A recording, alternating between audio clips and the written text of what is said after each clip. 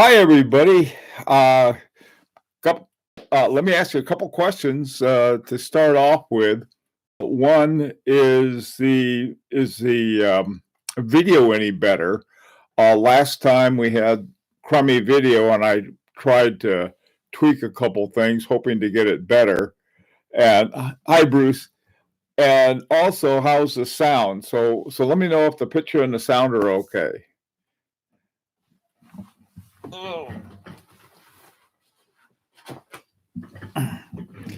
Oh, much better. Good. Hi, Geezer. How you doing, man?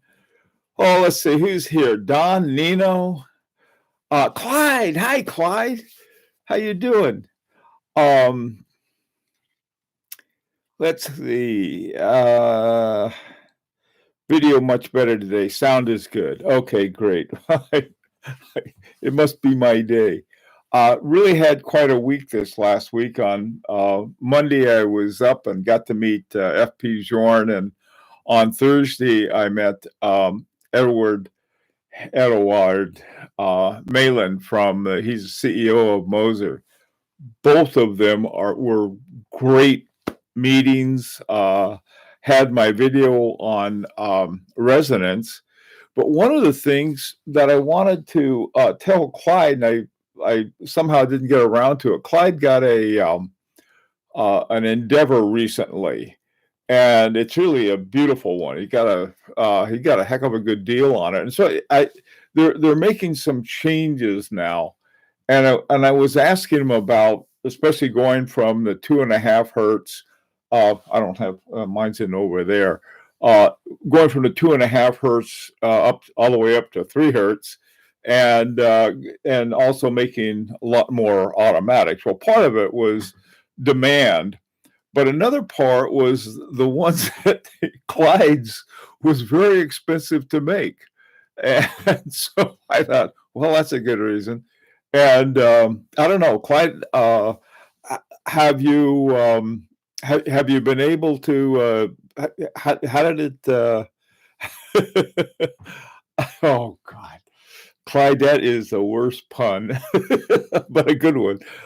Clyde, how has your H Moser been working? I wanted to check on that.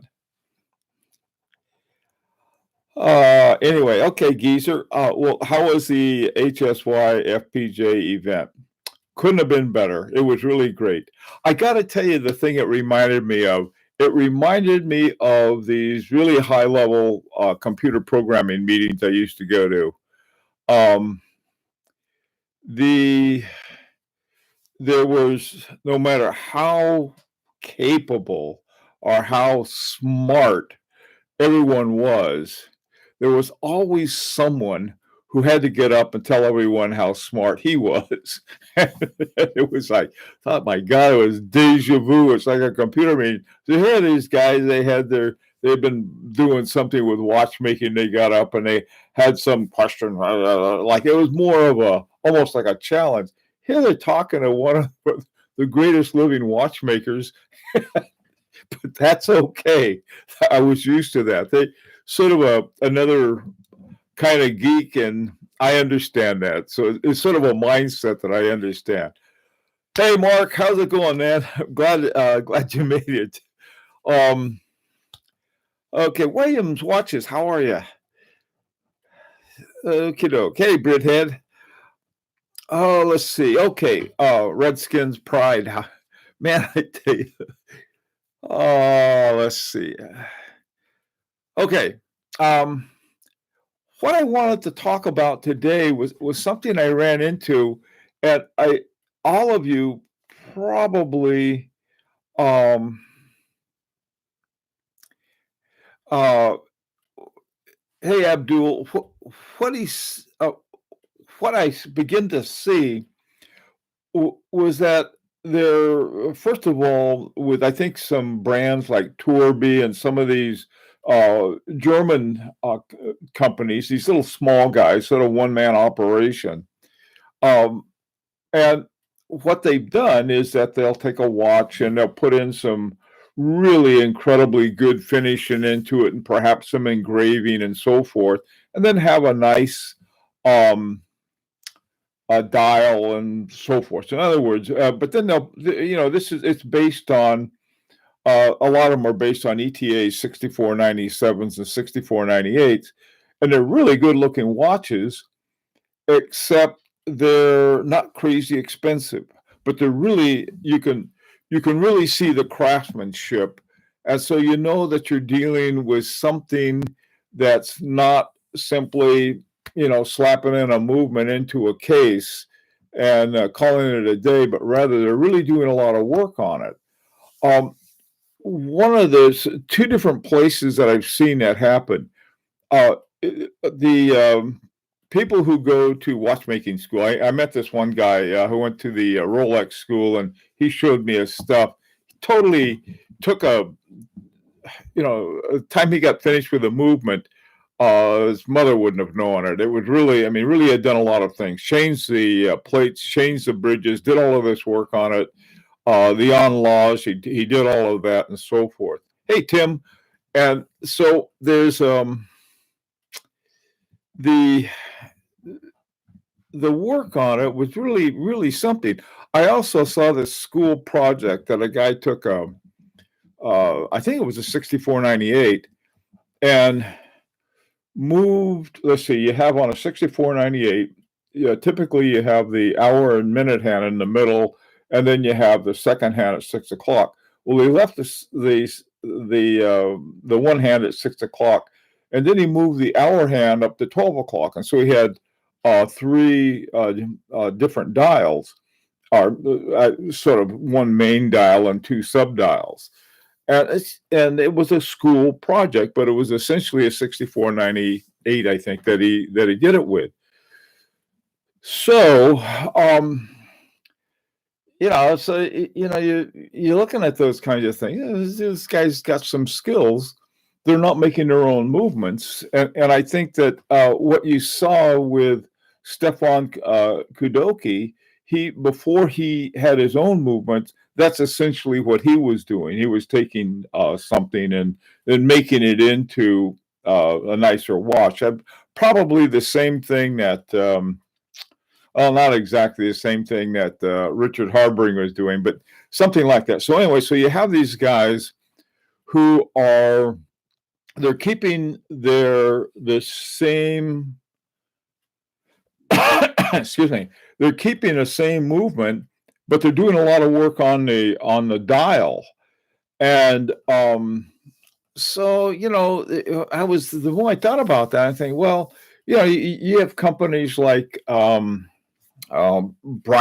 for example, or IWC, and they got a 6490, they got a ETA 2829, something like that in there, and it's an automatic, and they've got their name on the rotor, and they can get them, they can buy them at the COSC. Now, all of that was done at ETA. In other words, if you want a COSC certified movement on the same ETA that, one that doesn't have the certification, it's simply a matter of going through this testing at 6 different positions, and then having COSC put their stamp of approval on it. Okay, so now so when they get the movement, that's already been done. It's nothing that they've been doing. So, okay, so they put it in their case. They put in a pretty standard dial and call it a day. Now, here these other guys, they're doing this stuff. They're taking it apart.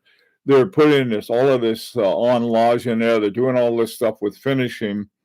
And then they're having some really creative looking dials. In other words, some of them, I mean, you've got all kinds of things. Some of them go into,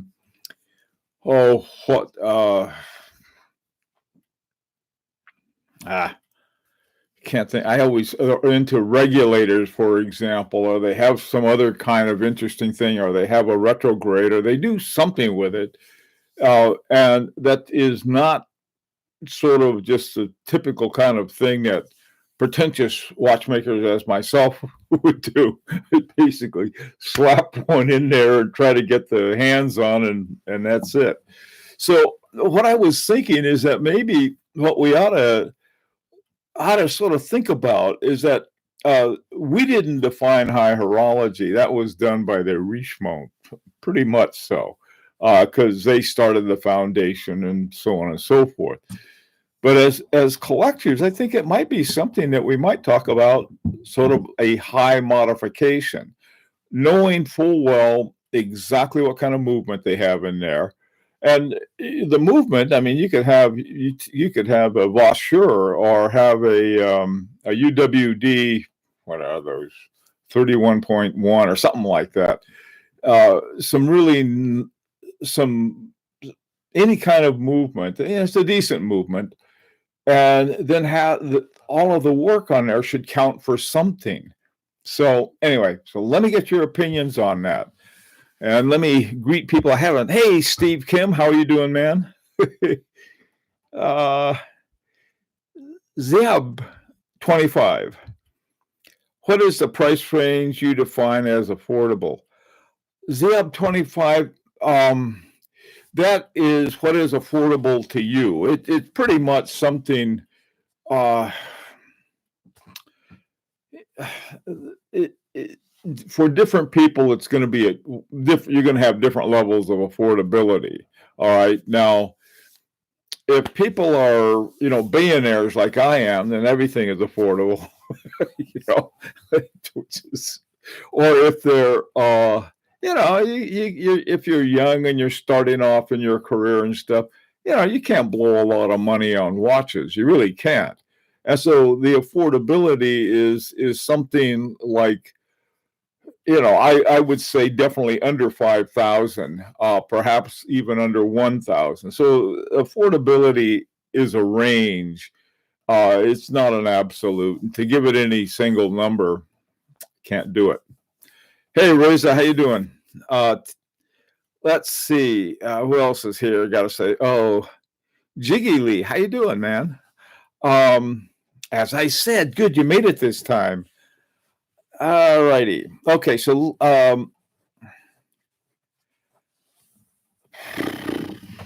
would I consider IWC entry level? We're not talking about entry level. All right. You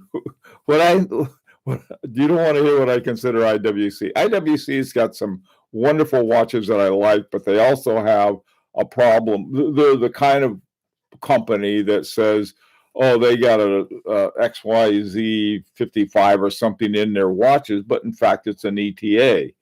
And they do that, and I don't like it. I mean, if you're going to put an ETA in your watch and say, look, I put an ETA in here, fixed it up, did this and this to it, and, well, that's then you know what you're paying for. IWC, not so much.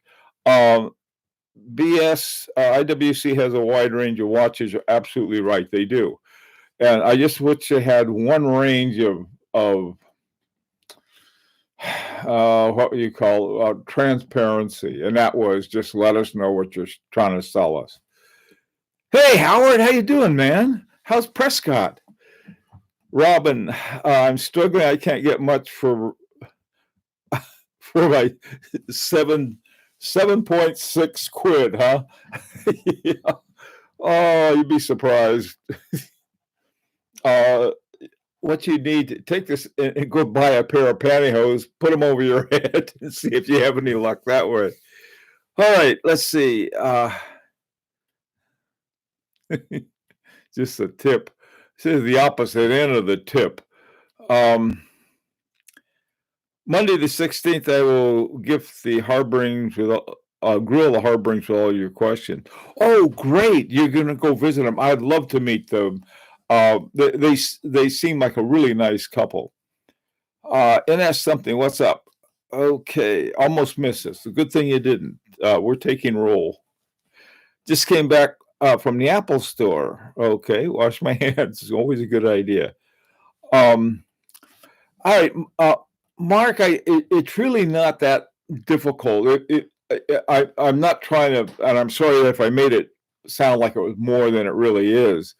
Really, what we're talking about, you take a basic watch, and what do you have? You have a movement, you have a case, you got hands, and you got a dial, and that's pretty much it. and all watches. And then inside the movement, you have the wheel train and the barrels and so forth.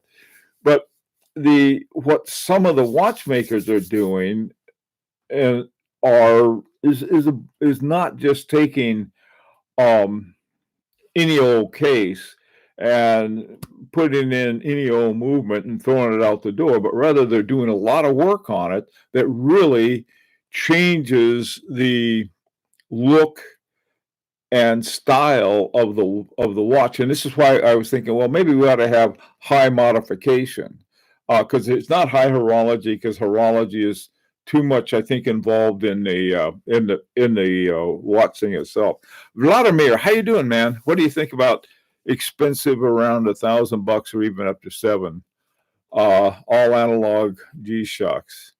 I don't know. I don't know G Shocks that well, and yeah, they're G Shocks are quartz, I think, and they're a good watch if you're gonna be in, you're riding rodeos or something, but they're not something otherwise.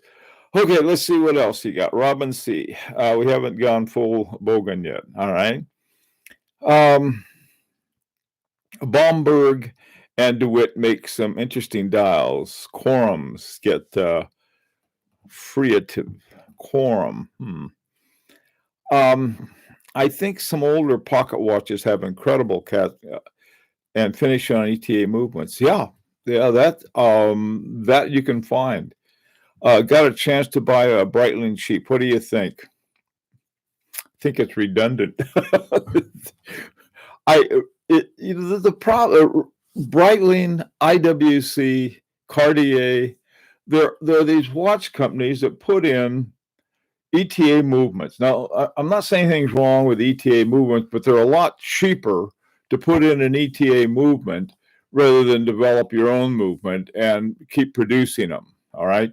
Now, Breitling is one of the companies, along with IWC and some others, who give them these names as though they're like, well, that they're manufactured by them. In other words, it's something, and correct me if I'm wrong, Clyde, that is deceptive. And so if they're deceptive about that, I don't trust them about anything. Why should I? I mean, it's sort of like, people your good friends, you trust them, but if they just have one little bad habit, like stealing from your wallet every time you see them, you sort of wonder what else they might be doing. And this is the way that I view Breitling and IWC when they do that. I was looking at a watch today, and I was looking at two watches. One was by the Swiss Army knife, Vitronics, or whatever they're called, and the other one was Breitling. Both of them were pilot's watches. One was $4,000, one was $1,000, and they had the same movement. And the guy was asking me about that. I said, well, you can either buy the one for $1,000 and have $3,000 in your pocket to do something with, or you can buy the one for $4,000. Oh, this is the thing: is that if you don't look and you don't ask, you'll never know. The Vitronics, if I said it right, if you go to their site, you look at their watch, it says, yeah, I got an ETA 2890 something, or some ETA in it. And then I went over to Breitling, and it says it's got a B-17 in it. Now, what does a B-17 sound like beside a World War II bomber in a Breitling? It sounds like, oh, that must be one of their movements, but it's not. It's got a base of the exact same base as the much less expensive Swiss Army knife watch. So, so when somebody says, well, when do you think of Breitling? That's what I think about it. And I think the same thing of IWC. There are some movements that they both make. There are watches they both make that I really like, but I don't trust them. So I wouldn't buy anything from them. And there's nothing wrong with ETA movements. ETA movements are fine. All I want to know is that that's what they have in it, as opposed, or God knows what they have. These things are important. Years ago, this is sort of a big scandal. Panerai, and I didn't trust Panerai either, because Panerai would put some real junk in their watches. There was one case where it was really awful. Richard A, hi, how you doing, man? And so, why should I? It's that now all of their movements have a base of a Panerai 9000, I think, and that's one of their own manufactured movements. So now I can say, okay, well, at least I have I'm not buying a pig in a poke, so to speak. 1096 man, how you doing? Buy Ophium. I agree. I love those watches. Ophium watches are one of the best deals around. Here they have a case by Kalin and it's by Wooten Lonnen and Kalin. They have the what's it called? The They have something. It was Teletime, I think, was the name of the company, and they had a movement, and then they went out of business, and then they were bought by Festina. Festina owns Soprod, and Soprod was. And then there's this manufacturing group they have that has all of these robots, and they rebuilt the thing. Oh, it's great. Hey, Eddie, how you doing, man? So I like Ophium. What Ophium did, the thing I like so much about it, they have they tell you what's in their watch, right? Every single detail, so you know what you're buying.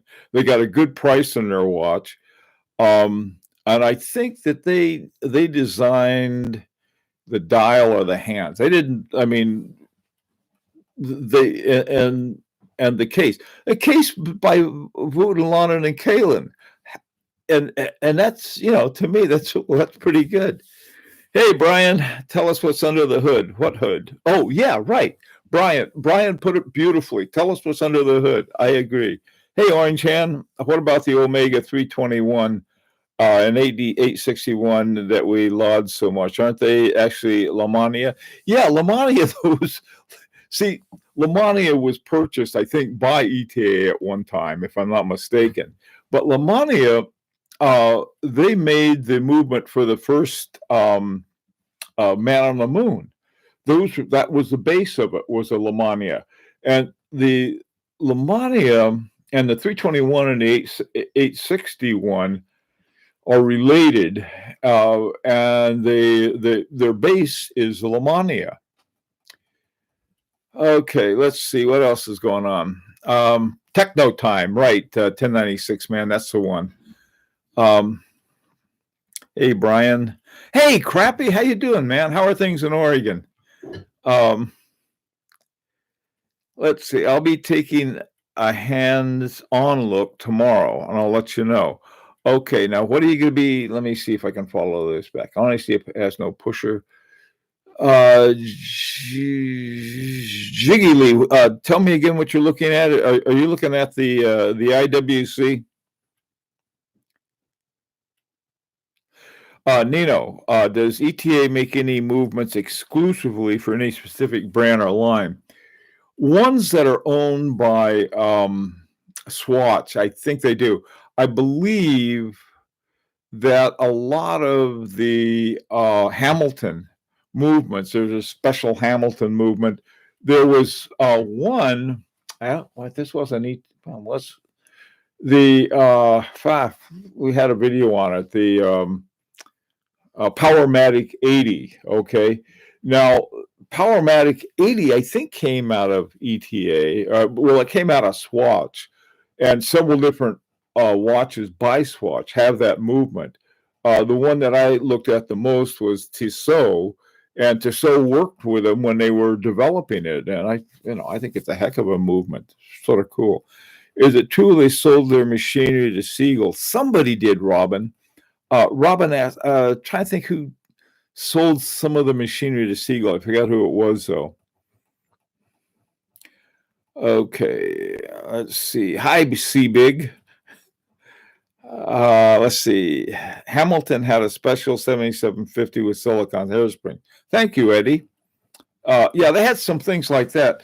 See, there's a very different relationship, I think, between ETA and the different kinds of ETA, because if you look at most of the ETAs, they were like Valjoux, which used to be very high status maker. Lamania, we talked about. Pazoo, what are some other ones? Unitas. So there were a lot of other old ones that were basically raked in, including Frederick Piguet, but Frederick Piguet owned Blanc Pond. And so when ETA got them both, Blanc Ponds came to, let's say, quote, own Frederick Piguet, which became Blanc Pond Manufacturer. There's a lot of weird stuff going on. Please spend the rest of the live stream making B-17 noise. Yeah, no. I tell you what, Clyde, I'll make the sounds that you would make as a ball turret gunner on a B-17. when a 109 was using you for target practice. Okay, could you please show us what watch you're wearing today? Got on my, this is my Langenheim Frederick II. The Frederick III is in Roman numerals, and the Frederick II has Arabic. So the back is more interesting. Okay, let's see what's going on. Howard, hi, Howard. Howard does customize ETA movements for Longines. That was another one. Thank you, Howard. I was thinking of I always confuse Hamilton and Longines. That's the other one I was thinking of. Swatch brands which are only available in Longines references. Yeah. Okay, looking at Longines, name still has some gravitas. Okay, go Rangers. Very good, Clyde. Have been offered one of the new Speedy 321s for the same price the guy paid for it, about 11,000 pounds. Whew, man, I don't know. I just don't know. That's, man. Hey, listen, you guys who are, Robin C has a question about, he was offered a new Omega Speedmaster 321 for the price the guy paid for it. That never sounds like much of a deal. Is it a good deal? It's about 11,000 pounds. Doesn't sound like one to me, but what do I know? I don't have one. Okay. Okay. Geezer. How's the Moser? Oh, yeah. Clyde says it's 4 minutes slow, I think. That was his Moser. Came out already selling at a discount. Okay. Not a good deal, Abdul. Yeah, you guys help Robin out here because I can't. I just don't follow some watches very closely, and others I follow very closely. Especially, I'm always looking for the downside. Okay.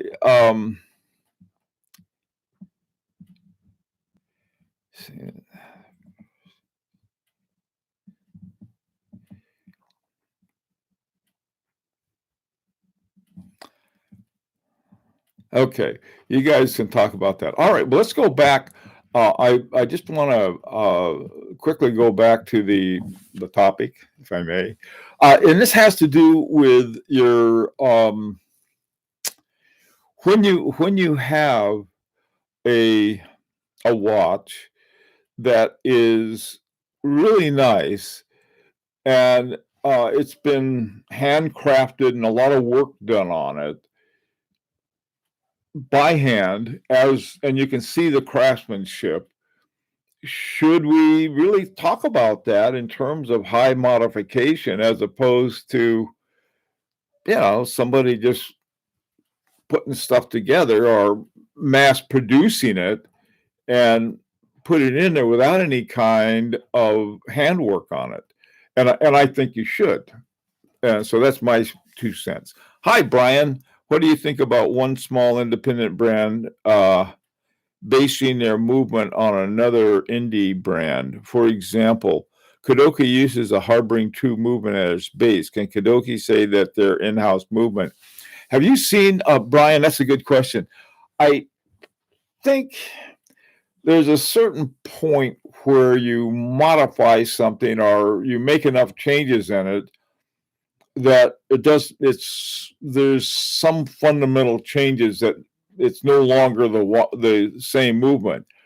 Kadoki's, I got a feeling, man, that thing is, I think it's really has changed. He won the a Grand Prix award on that watch, and the people who are looking at that watch would know in a New York minute whether that was his own movement from the ground up or it was based on an A11. So I don't know. That's a funny kind of thing, Brian, and it's a very good question. By the way, too, Kadoki was one of the guys who did all of this really neat stuff to a watch, and then put in. He probably did put in some A11s, but I think that he did his own manufacturing. Not sure. Hey, David Lee, Ed White is not selling at a discount supplies. I don't know Ed White. Pass on the Speedy. That would be my suggestion. Showed my artist from the dial of a JLC reversal, told her to have a look at the twos. She was flabbergasted, realizing that they are hand painted. Wow, that's cool. That is really neat. Yeah, now stuff like that. There's a guy whose grandfather was did watchmaking, and I guess some of the engraving and artwork on watches for the Chinese emperor. This is like a long time ago, back around the turn of the from the 19th to the 20th century. And his grandson does these dials that are just really, I mean, they're enamel. And on top of the enamel, there is this really beautiful work. And there's a certain dial that I want done, and I was thinking of having that guy do it. I don't have the skills, none whatsoever. I have no artistic skills, and my watchmaking skills are trying not to break the movement once I get it going, and that's about it. These other people, though, who are working on it have real skills, and I, this is, when we talk about handmade craftsmanship, I mean, these things are. I mean, you take a look at a Wooten Lawn, and those things, they start, I think, around 70,000. Well, unless I win the lotto, I'm not going to be able to afford that. Time stands still. The 2824 is bomb-proof, but not high watchmaking, though. Time stands still. There are a lot. I mean, if you're talking about an ETA, a lot of the ETAs, like a 7001, that's a Pazoo 7001 originally, and so on and so forth. There are some really good movements. You take that movement, you put it in a watch, you put your logo on the rotor, and call it a day. That's not the kind of thing I'm talking about, but rather doing some real work on the watch, changing the dial, changing changing it into a regulator or something. These kinds of things, I think, we need a little more. Okay, find 1530 first if possible. A lot harder to find. Okay, Grand Sport retrograde chrono. What's your favorite part of the RLD? Oh, come on, Eddie, we cannot get really obscure. I tell you, what Eddie is talking about is a Rolf Lang Dresden that we've been passing around.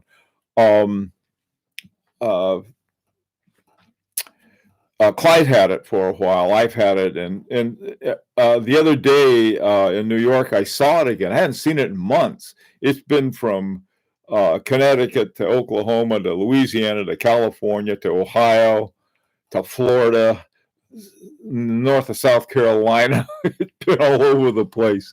And then it came back. I thought, oh my God, I wonder what kind of shape it's in. It looked beautiful still. The problem with the particular one we have, I mean, it's the gray and silver, sort of hard to read. But man, I tell you, that is a neat watch, and that may be something that's sort of cool. Jiggly, you're talking about the Breitling. Okay, I give you my opinion on that. And it's this is not to say that they don't have some nice watches with their own movements in it, but I don't know. Idea. Okay, let's see. I didn't really understand the price for a super over-engineered piece. Okay, Orange, I'm guessing Swatch is now reconsidering its strategy to shut off supply of ETA to non-Swatch companies. They likely could take any revenue they can get at this point. Yeah, you got a point there. See, Orange Hand, I think that happened before, but what they did when ETA decided to cut off everybody, to me, that was one of the best things for us in this respect. A lot of companies had to go out and really make their own movements. Panerai did, for example. Now, Panerai is owned by Richemont, and Richemont, there's providing a lot of help for that, because I think as watch buyers are becoming more and more considerate. Vladimir, have you ever considered artisan or even machine engraved watches? Do you like to have an opinion about them? Also, have an opinion about factory as opposed to after sale engraved watches? Vladimir, here's what's happening. Okay, this company, I can never remember the name of it, but it's owned by Festina, which owns Soprod, and they all use it. But this company that took the Techno Time and reproduced it, that thing is got a lot of really smart computers doing the work, and it's sort of like a really bright CAD that's going on, and so they're making all of these watch parts. And if you want to make them handmade looking, you can have little flaws here and there. There are all kinds of things that you can do, including some really interesting engraving. So one of the things about that is that they're going down in price, and as that happens, some of these independents can go out there and grab a machine and make it look pretty well handmade.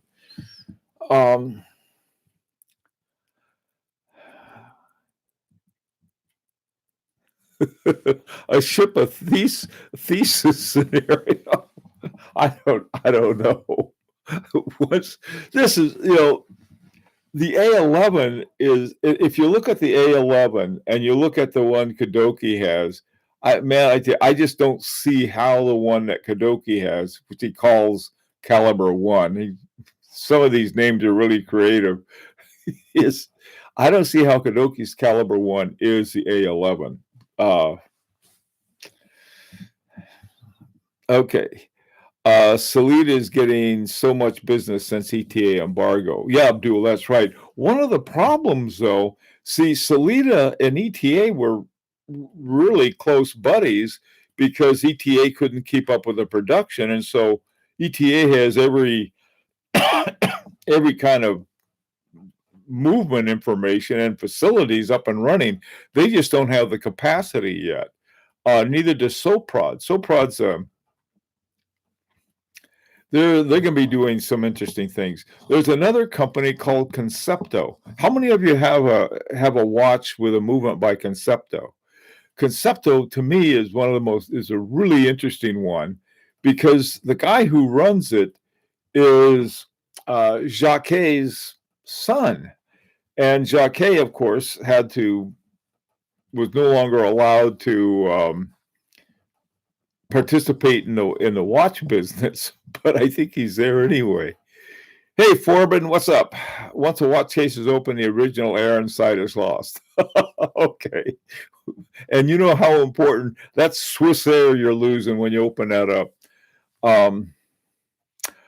Okay, I don't think the issues with Kadoki is that it's an A11, more like it's an extremely externally designed caliber. I think that it might be holding him back from going to the bigger league of independence. Um, and that's something why is what is it that Kadoki is using that's not something that he did? He and Marco Lang have been doing stuff together. And Lang, believe me, if you want to see original movements, he seems to do them on weekends. When he left Lang and Heim, he had something like 6 or 7 movements. This is a caliber V1 6, and he made several after the 6. So maybe he's doing something with Kadoki and helping him out with movements. I don't know what's going on there, but that ought to be interesting because both of them are really interesting. Hi, Neil. Dr. A and B, best watch ever, IWC Bronze UTC. Okay. All right. Well, listen, I'm afraid my half hour is up and I'm over, but I want to thank everybody for participating today.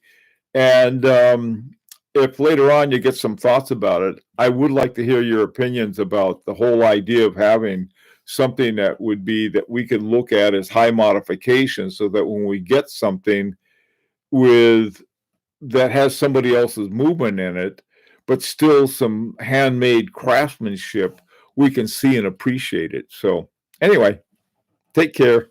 I didn't get a hall pass. You're right. I'm sneaking out now.